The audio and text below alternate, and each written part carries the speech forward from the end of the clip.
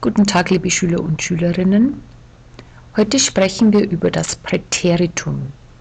Today we are going to talk about the preterite, in particular the preterite as it is used with the helping verbs sein and haben and the modal verbs. What is the preterite? The preterite is a past tense.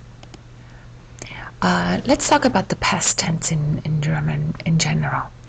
You already know one of the past tenses, that is das Perfekt or the conversational past. You have learned that it is formed by using the helping verbs haben and sein plus the past participle. We use the perfect in everyday speech, especially in the South and in Austria. The second past tense is called das Präteritum, or the simple past.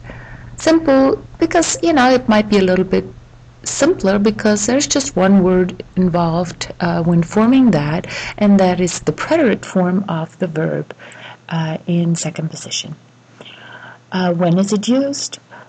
Generally used in formal writing, but also used for the verbs sein, haben, and all of the modals most of the time, whether that is written language or spoken language. Okay, and here are some examples. Instead of saying Ich bin in Deutschland gewesen, which is in the perfect tense,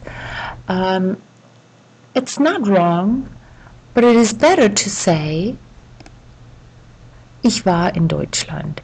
You notice how you go from having two parts of the past tense to just this one word in the preterite form.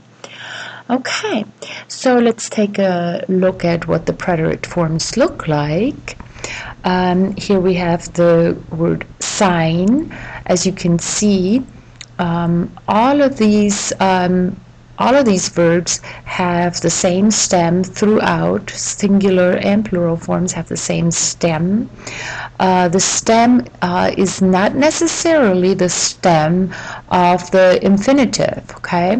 So pay attention to that. Here we have, instead of sein, we have war, very irregular, obviously.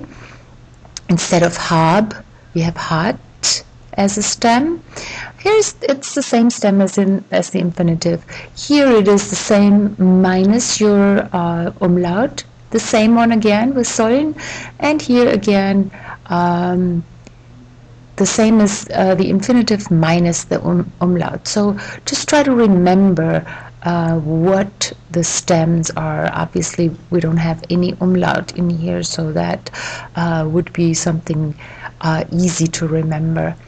Another thing I want you to look at, another pattern I want you to look at, is that all of these, except for the var, which is just very irregular, all of these have the same endings in each form, and they all add that T right after the stem. You see that?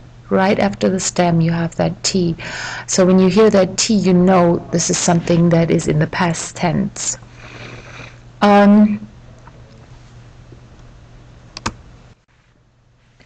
Notice also that the Ich and the SES form have the same conjugation. This is really what we were doing when we were conjugating modals too. Same thing. Ich and SES is the same.